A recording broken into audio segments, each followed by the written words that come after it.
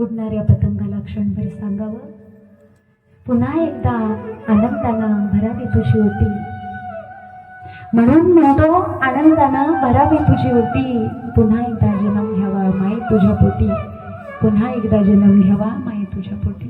ते लेकरू कसंही असू दे, कसाही स्वभाव असू दे, पण आईसाठी सगळं जग असतं ना ग.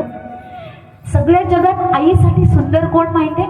तिच्या पोटी जन्माला आलेलं तिचं बाळ. ते कसं पण असू दे, येडं वाकडं लुलं पांगळं कसंही असू दे, ते तिच्यासाठी सुंदर असतं. या जगात सगळ्या श्रीमंत कोण? तर ते व्यक्तिमत्व म्हणजे बाप. आणि या जगात सुंदर कोण? तर ती म्हणजे आई.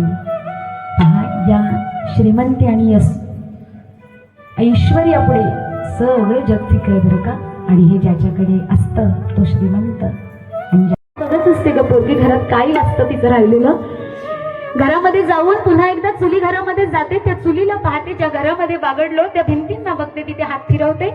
आईच्या पाठमोऱ्या आकृतीला बघते. तिच्या डोळ्यात डोळे घालून पाहण्याची तिला हिंमत होत नाही. कारण कितीही वर्ष लग्नाला झाले ना तरी सासरी जाताना आईचे मुलीचे डोळे पाणवतातच बरं का. आणि त्या भावालाही निरोप देताना तिला वाटतं ओथंबलेल्या नयनांनी शेवटी निरोप द्यावा लागतो. काय राहिलेलं असतं मुलीचं त्या घरामध्ये? कोणती वस्तू राहिलेली असते का? नाही. पण त्या घरामध्ये पुन्हा एकदा फिरून तिला पाहायचं असतं की मला आईला एकदा डोळे भरून, बाबाला डोळे भरून एकदा बघू दे. हे पाहायचं असतं ना मुलीला. हे माहेर असतं ग. जोपर्यंत आई आहे बाबा आहे तोपर्यंत हे माहेर असतं. या 4-5 लेकरांनी एकत्र यावं आणि सांगावं आजच्या दिवशी, आई काही चुकलं असेल ना तर तुझ्याकडे माफी मागायला वेळ नाही. परंतु आज उत्तर कार्याच्या निमित्तानं भरलं मंडपामध्ये आई बाबा पण नाही ग आणि तू पण नाहीस. भगवंताला मात्र सांगावं की पुन्हा एकदा जन्म जर मिळाला ना तर आई तुझ्याच पोटी जन्माला येऊ दे. आई तुझ्याच पोटी जन्माला येऊ दे.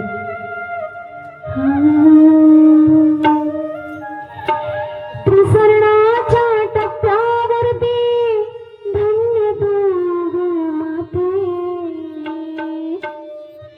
सर्व संपून राहते आई फक्त तुझे ना. ज्ञानेश्वरी सारखा ग्रंथ नाही, ज्ञानोबाराय तुकोबाराय सारखे संत नाही, रामायणासारखी आचार संहिता नाही, दशरथासारखा बाप नाही, कौशल्यासारखी माता नाही, रामासारखा पुत्र नाही, सीतेसारखी सून नाही, सुतकीर्ती मोडवी जटवी सारखा वीर नाही, उर्मिलेसारखी जाव नाही, कावळ्याहून काळ नाही, काजलाहून मऊ नाही, लोण्याहून मऊ नाही, माणसाच्या शरीर इतकं गुणाचं शरीर नाही, हनुमंतासारखा सेवक नाही, लक्ष्मणासारखा भाऊ नाही, भरतासारखा बंधू नाही, रावणासारखा शत्रू नाही, अखंड पृथ्वी तलावर छत्रपती शिवरायांसारखा राजा होणे नाही, अखंड पृथ्वी तलावर छत्रपती शिवरायांसारखा राजा होणे नाही. छत्रपती शिवाजी महाराज की या संसाराबाई.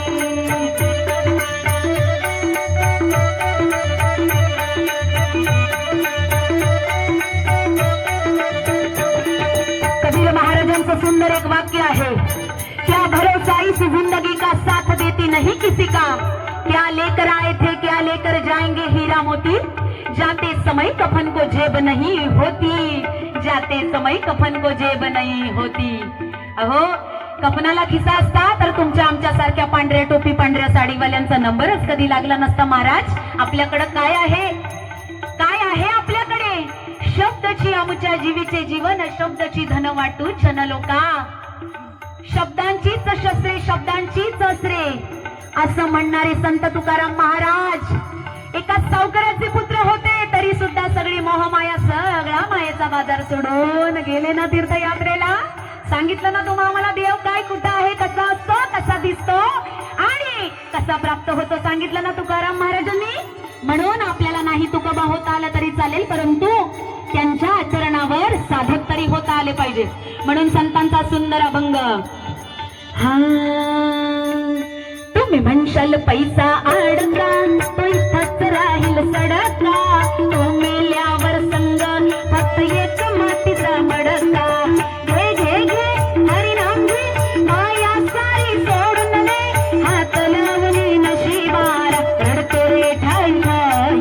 या संसारा पायी या संसारा पायी या संसारा पायी या संसारा पायी.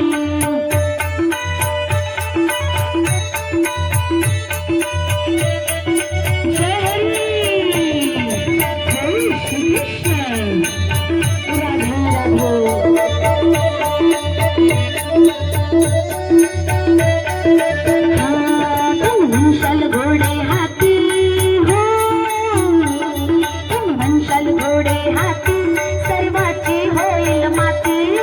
रावण मेला लंका जळाली तशीच आपली गती. तुम्ही म्हणशाल घोडे हाती सर्वाची होईल माती.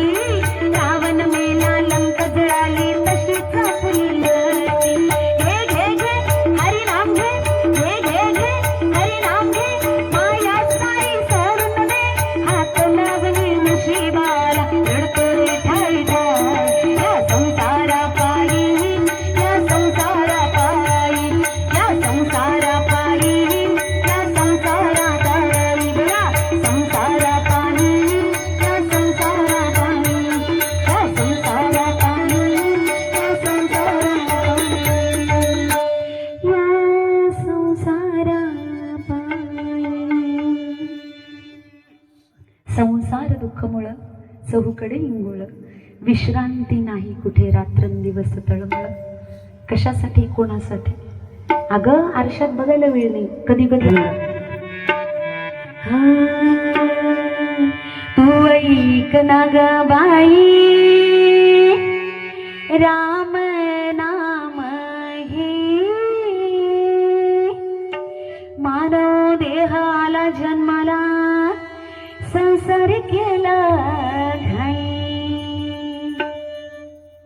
तू ऐक ना ग बाई राम नाम घे, मानव देहाल्यावरती संसार केला घाई.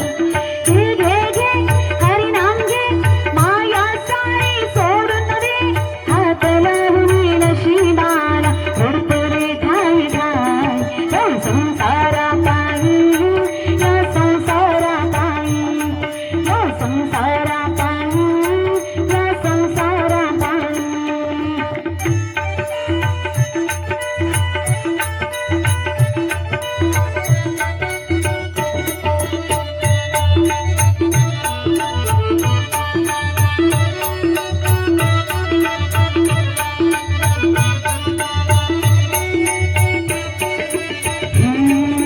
म्हणशाल घरदार तुम्ही म्हणशाल घरदार इथंच राहील सार, तू मेल्यावर तुझं घर ते गावाच्या बाहेर. तुम्ही म्हणशाल घरदार इथंच राहील सार, तू मेल्यावर तुझं घर ते गावाच्या बाहेर. घे घे घे हरिनाम घे माया सारी सोडून दे, हात लावून नशिबाला रडतो रे ठाई ठाई. या संसारा पायी या संसारा पायी या संसारा पायी या संसारा पायी.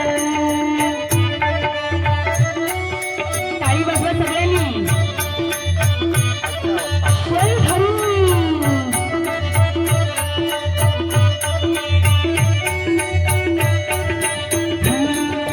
म्हणशाल बायका पोर म्हणशाल बायका पोर तू तुझ्या मागची चोर, तू मेल्यावर खातर पडतील तुझ्याच नात्यावर. म्हणशाल बायका पोर तू तुझ्या मागची चोर, तू मेल्यावर खातर पडतील तुझ्याच नात्यावर. घे घे घे हरिनाम घे माया सारी सोडून दे, हात लावून नशिबाला रडतो रे ठाई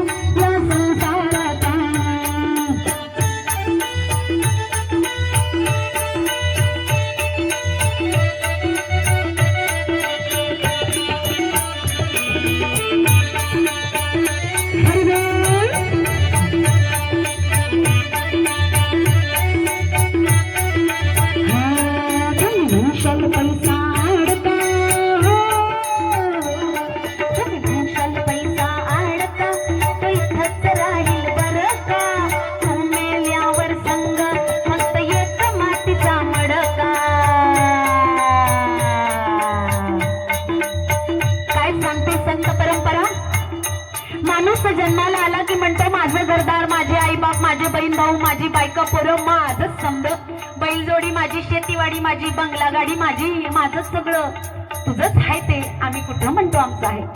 पण ज्यांनी तुला जन्माला घातलं, ज्यांनी तुला इथवर आणलं, संसाराचा रहाट गाडा ओढताना त्याला आठवलं का? नाही ना, विसरला ना तू त्याला? ज्याने तुला इथं जन्माला आणलं, ही दुनिया दाखवली, दुनिया तुझी झाली आणि तो भगवंत तुझा नाही झाला का? नाही आठवलं ना त्याला? म्हणून संतांनी आठवण करून दिली, देह हे काळाचे धन कुबेराचे, येथे मनुष्याचे काय आहे? क्षणोक्षणी हाची करावा विचार, तरावया पार भव सिंधू, तरावया पार भव सिंधू. नाशिवंत देह जाणार सकळ, आयुष्य खातो काळ सावधान, आयुष्य खातो काळ सावधान. एक दिवशी जाणार ना, सगळं इथंच राहणार. पैसा अडका, जमीन जुमला, वाडी आणि तुझी बैल जोडी, बंगला गाडी इथंच राहणार. काहीच सोबतीला येणार नाही. मग सोबतीला काय येईल? तर संत परंपरा सांगते, घे घे घे हरी नाम घे, घे घे घे हरी नाम घे, माया सारी सोडून दे, हात लावून नशिबार रडतोरे ठाई ठाई, या संसारा पायी, या संसारा पायी. पाहे पा शरीराची आगावा, जया लागी आले पांडवा, तो कार्यार्थ आघवा सांडूनिया. 83,99,999 योनी फिरल्याच्या नंतर मानवाचा देह, एक एक योनी कोटी कोटी फेरा, मग लागे वारा मानवाचा. एक एक योनी कोटी कोटी फेरा. बापरे, एवढं सगळं फिरून आलोय का? अमकी तमकी. काल परवा माझी एक मैत्रीण म्हणते, शिवजयंतीला जर कोणाला मिमिक्री करणारी पोरगी हवी असेल तर ताई मला कॉल कर बरं का. तर म्हटले का ग बाई? बोलते आपल्याकडे आतापर्यंत मुलं मिमिक्री करत होते ना जगदीश दादा, आता मुली पण करायला लागल्या बरं का. आता म्हणजे जसाच्या तसा. म्हटले कोणाकोणाचे आवाज काढणार ग? सगळ्या प्राण्यांचे आवाज काढणार. आणि हुबेहूब वाघाची डरकाळी एक मुलगी कशी काढते ते बघायचे. मी विचार केला वाघाची डरकाळी, नंतर लक्षात आला, अरे हा आपण कोणाच्या अध्यात्मात नाही, आपण अध्यात्मात आहोत. आणि वाघाची डरकाळी काढता येते म्हणजे मागचा जन्म वाघाचाच असेल ना. हुबेहूब मांजरीचा बकरीचा आवाज काढता येतो म्हणजे मागचा जन्म आपला तोच होता. हे सगळं करून आलोय आपण, सगळं झालंय आपलं. जास्त झोप येत असेल तर मागच्या जन्मी डुक्करच असू आपण, बरोबर. जर एखाद्या नात्याला खूप चिटकत असू तर गोचिडच असू आपण. एखाद्या गोष्टीमध्ये खूप आपल्याला पुढे पुढे करायची सवय असेल ना, तर मग कदाचित आपण हे सगळं करताना सुवर बिवर काहीतरी असू, पुढे पुढे करायची सवय असते. जास्त नुसतं कामाची सवय असेल ना, की एक बाई 9 हात तिचे, हे करते ते करते, पटापट सगळं सगळं करते, तर हरिणच असू कदाचित आपण. म्हणजे हे सगळं झालंय ग आपलं. म्हणून 83,99,999 योनी फिरल्याच्या नंतर हा मानवाचा वारा आपल्याला लागतो. या मानव देहाचा वारा. नरदेह निधान लागले हाती, उत्तम सार उत्तम गती, भरतखंडी नरदेह प्राप्ती, इहतो परमभाग्याची संपत्ती. इहतो परमभाग्याची संपत्ती. या मनुष्य देहामध्ये आपण का आलोय, कशासाठी आलोय, हा प्रश्न विचारला पाहिजे. फार भाग्यवंत आहोत. हीच ती महाराष्ट्राची भूमी की जिथे संतांच्या पदस्पर्शानं पावन झालेली माती आहे. हीच ती महाराष्ट्राची भूमी जिथे शूरवीरांचा, महापुरुषांचा जन्म आहे. हीच ती महाराष्ट्राची भूमी जिथे महान पराक्रमी योद्ध्याने जन्म घेतलेला आहे. नरवीरांच्या, नवरत्नांच्या आणि खऱ्या अर्थानं अस्सल रत्न आणि मोत्यांचा, ज्यांना खऱ्या अर्थानं ज्यांच्या कर्मानं मोती ही बिरुदावली ज्यांना मिळाली ना, अशा महापुरुषांनी इथं जन्म घेतलेला आहे. आऊसाहेबांच्या बीजारोपानं प्रेरित झालेली ही महाराष्ट्राची भूमी आहे. अशा महाराष्ट्राच्या मातीत तुमचा आमचा जन्म. जिथे ज्ञानोबराई तुकोबराई जन्माला आले, अशा भूमीत आपला जन्म. सहज सोपय का? नाही ना ग. फार आपण अलौकिक जन्म आपला आहे या मातीमध्ये. म्हणून असा हा देह कशासाठी आहे हे जाणून घ्या. फक्त आपलं फक्त रोज काय चालले माहितीये का माऊली?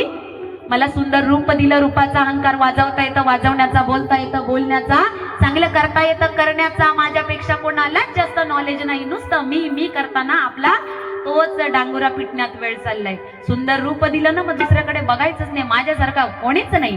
चालताना 4 लोकांना बरा आवाज देईल, नुसती कॉलर ताट. कशासाठी? कोणाच्या सत्तेनं चालू आहे हे?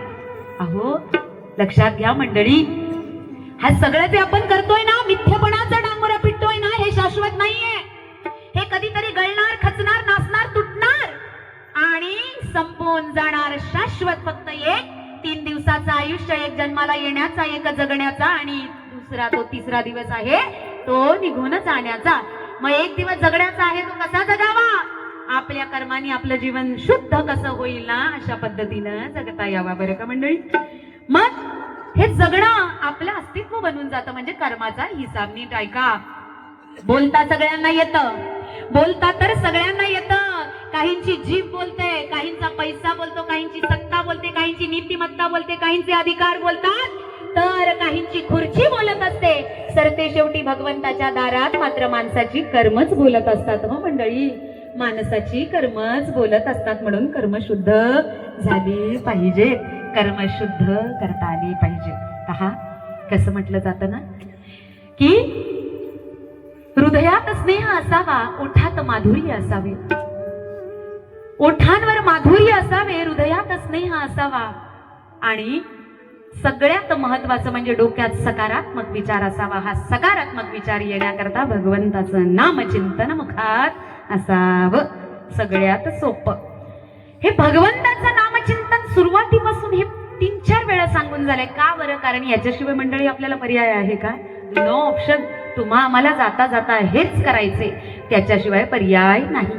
कमावलेलं सगळं इथंच कसं राहतं? संतांनी कसं सुंदर सांगितलंय. अभंग अळगूया. नामचिंतनाची ताकद किती मोठी आहे. कार्यक्रमही वेगवेगळे. मग वेगवेगळ्या कार्यक्रमामध्ये अध्यात्म आणि शांतता यांचं संयुक्तीकरण कुठे पाहायला मिळत नाही. त्याकरता भगवंताच्या नामचिंतनाकरता मंडळी अशा अध्यात्म, धार्मिक आणि सांस्कृतिक क्षेत्राची ओढ, आवड असावी लागते.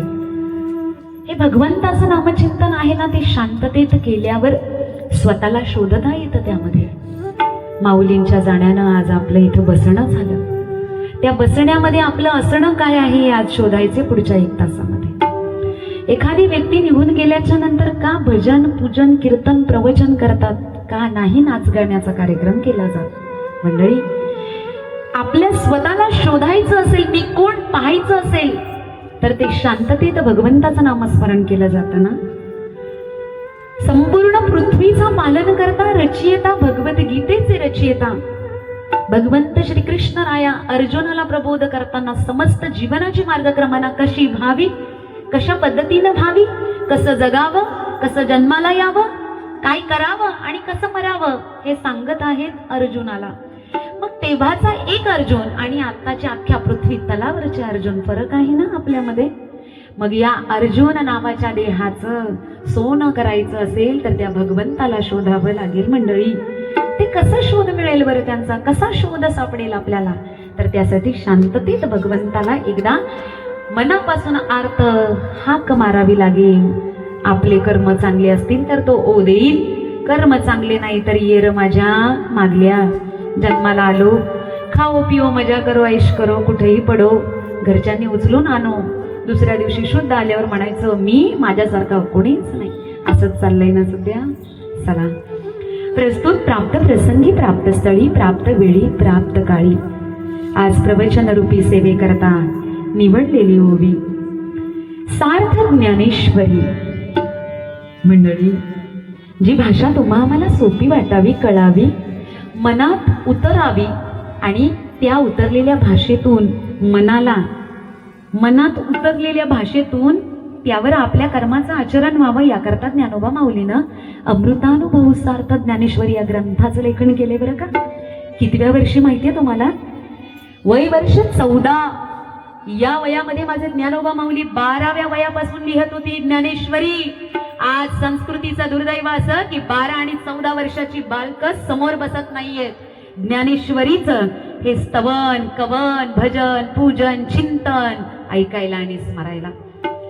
24व्या वर्षी तुकाराम गाथा लिहिली. आजचे 24 वर्षाचे तरुण व्हॉट्सअप, ट्विटर आणि फेसबुक मध्ये गुंतलेत. ही संस्कृतीचे आपले दुर्दैव हो मंडळी. बसणारी माणसं मध्यमवयीन, बसणारी माणसं वार्धक्यावस्थेकडे वाटचाल करणारी आणि तरुण मंडळी मात्र नको त्या मार्गावर बिझी असलेली. हे संस्कृतीच्या आपणच आपल्या मुळांवर कुठेतरी कुऱ्हाड मारतोय की काय, हे चित्र आपल्याला अशा धर्ममंडपात बसतो ना आपण तेव्हा वाटतं. एकच सांगणे कार्यक्रमाच्या सुरुवातीलाच, कसं आहे ना, ही पवित्र गादी आहे, इथे आपल्याला बरं वाटावं म्हणून नाही बोललं जात, खरं आहे त्यावर वाच्य केलं जातं. म्हणून मंडळी कधीतरी एवढा धाक आपल्या पोरांना आपल्या नजरेत असायला पाहिजे माता भगिनींनो, की जर तीच पोरं जर कोणाच्या हळदी लग्न कार्यात समारंभात आणि डीजेच्या तालावर नाचण्यासाठी जेवढी तयार असतात ना, तेवढीच तयारी तत्परता आपल्या घरातल्या तरुणांनी मुलांनी दाखवली पाहिजे. की आई तू प्रवचनाला चाललेस ना, येते ग मी तुझ्या मागे. बाबा कीर्तनाला चाललेत का, येतोय मी आज तुमच्या मागे. कामावरून लवकर आलोय ना, जरा मोबाईल बाजूला ठेवून जर पोरं तुमच्या मागणं येत असतील तर ही संस्कृतीची आपल्या खऱ्या अर्थानं जीत आहे मंडळी, आणि हीच जीत आपल्याला करायची आहे बरं का. नाही माहिती पुढच्या काही काळामध्ये असे पांढरे टोपी घातलेली माणसं बसतील का प्रवचनाला, कीर्तनाला असतील माऊली, काय वाटतं आपल्याला? अहो आमच्यासारख्या असंख्य तरुणी बाबा आनंदाने गोष्ट सांगेन खरंच, की जेव्हा ट्रेनच्या भयान गर्दीमधून 2-2, 5-5 हजाराचे जीन्स टी शर्ट घातलेल्या मुलींपेक्षा एखाद्या पांढऱ्या साडीमध्ये गळ्यात तुळशीची माळ धारण केलेल्या मुलीकडे जेवढ्या वळणाऱ्या नजरा असतात तेवढ्या जीन्स टॉप मधल्या मुलीला कधीच पाहत नाही. याच्या संस्कृतीची खरी वास्तविकता आहे. म्हणून सात्विकता काय असते ना, ती चेहऱ्यावरून लगेच कळते मंडळी, दाखवण्याची गरज नाही. कदाचित पुढच्या भविष्याच्या काळामध्ये ही संस्कृतीची पालमुळं कुठे बीजारोपण केलेली आहे ती टिकावी, जोपासावी, संवर्धन करता यावं याची ही तयारी आजपासूनच केली पाहिजे. प्रस्तुत प्राप्त प्रसंगात, प्राप्त स्थळी, प्राप्त काळी, प्राप्त वेळी प्रवचन रूपी सेवेकरता निवडलेली ओवी वास्तविकतेवर वाच्य, भाष्य आणि सत्यवादी रूप दाखवणारी आजची ओवी आहे. अध्याय क्रमांक 7, ओवी क्रमांक 105 या ओवीची निवड केलेली आहे.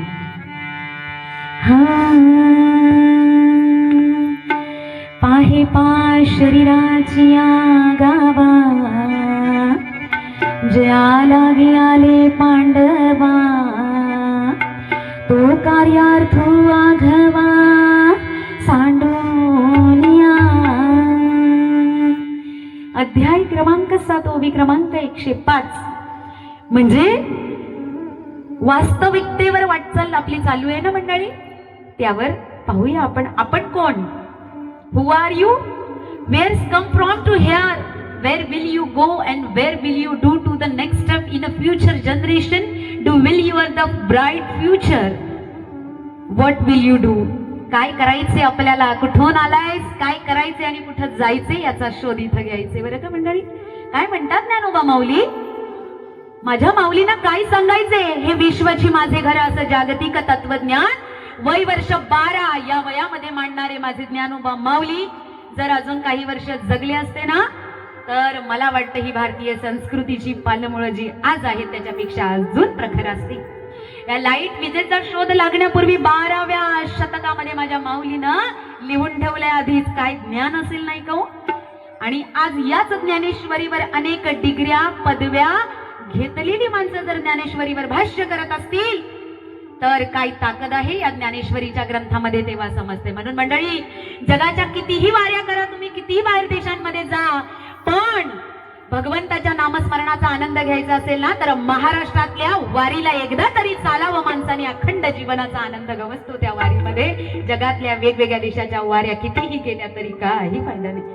म्हणून मंडळी, माऊली काय सांगताय, पाहे पा शरीराची या गावा, जया लागे आले पांडवा, तो कार्यार्थ आघवा सांडूनिया. शरीराच्या गावा आल्यावर तुला काय करायचं आहे जाणून घे. तुझं कार्य काय, का आलायस इथे? जर हा प्रश्न बाहेरच्या लोकांना विचारला ना, तू कुठून आलायस, का आलायस, कुठं जायचंय, तो काय म्हणेल माहितीये का? आईच्या उदरातून आलोय. कशासाठी आलाय? खाओ पिओ मजा करो, कुठं पण पडो, कुठं पण लोळो, सकाळी लोकांनी उचलून आणो, यासाठी मी आलोय. कुठं जायचंय? आजामेला पंजामेला बापू मसनात गेला, देखत देखत नातू पंतू तोही तैसा झाला, मला पण तिथंच जायचे. हा प्रश्न लोक सांगतील बरं का या प्रश्नाचं उत्तर. पण आपल्याला विचारल्यावर आपण काय सांगू? देहाची या गावा आलिया, जन्म मृत्यूची या सोहळ्या ना मनोनये धनंजया जिया परी. आम्ही देहाच्या गावा आलेलो आहोत ना, तर मोक्षाच्या प्राप्तीकडे आम्हाला जायचं आहे. आयुष्याची या साधने सच्चिदानंद पदवी घेणं. एवढं विलक्षणत्व आहे ना या मनुष्य देहामध्ये. का नाही प्रवचनाला मेंढ्यांचा कळप, प्राणी, पशु पक्षी कोलठणमध्ये असतील ना काही बरीच, का नाही बसले आजच्या प्रवचनाला? म्हणजे हळूहळू माणसांचीच गर्दी जमेल ताई, पण इथे कुत्र, मांजरी, पोपट, पशु पक्षी कोणी नाही येणार, कारण हे आपल्यासाठी आहे. हे नामस्मरण इतकं जे पवित्र आहे ना, ते इतर पशु पक्ष्यांसाठी नाही. पशु काय पाप पुण्य जाणीती, उत्तम मध्यम भोग भोगिती, इतर योनियांच्या ठाई तै ज्ञानच नाही. नाही येणार ते, आपल्यासाठी आहे. मग आपल्यासाठी हे आहे तर आपण कोणीतरी वेगळे आहोत.